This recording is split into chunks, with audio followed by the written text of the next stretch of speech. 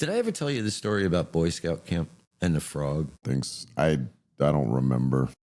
Well, I'd gone to Boy Scout camp. It was the second time I went, and the second time I went was not under the best of circumstances because my parents were fighting over what, oh, it's too expensive kind of thing. But my mother won that battle, and I got to go that year. So it was already a little bit like I was under emotional stress being there, knowing that when I got home, there was probably going to be fights over money.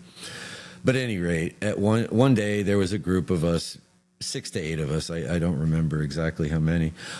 But we had gone out and we were walking through the trails up there, and it was in the Boy Scout camp was in Forestburg, New York. And we're walking through the woods, and there's these creeks and stuff, and we found a creek, and then we took these rocks and we piled them up, and we made a little swimming hole, and we were splashing around doing I'm probably around 11 years old, so doing what 11-year-old boys do around then. And then one of the things that boys did back in those days, we like to catch frogs, tadpoles and frogs and stuff. And so we're catching frogs, but this one boy, he actually caught a bullfrog, one of them, like two-handed. You can't pick it up with one hand. It's a big old thing. And I was like, oh, cool. That was like the biggest frog I'd ever seen. And then this kid did the worst thing. He took that frog and he picked it up by its legs and he smashed it on a rock. And I saw it. Now the frog has tried to get away, and then now the rest of the boys are all gathered around it. And I walked away and I listened to them smash that frog over and over and over on the rocks until it was dead, laughing and all this stuff.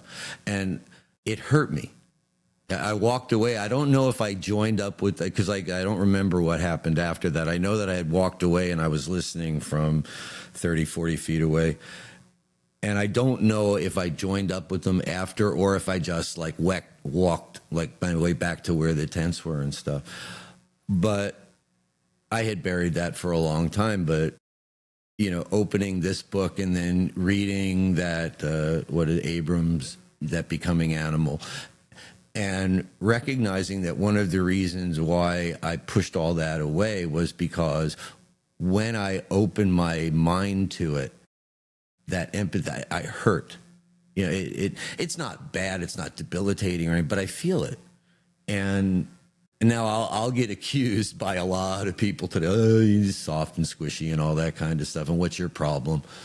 But it's just one of those things that how separated we've become from the world. And then she points to indigenous philosophies. And then I remember that book, The Dawn of Everything, the David Graeber, David Wengrow, where they were talking about how a lot of the writings of the Enlightenment that pretty much, define the society that we live in a lot of ways, were a response from these Enlightenment writers to criticisms that were leveled at European society from Native Americans.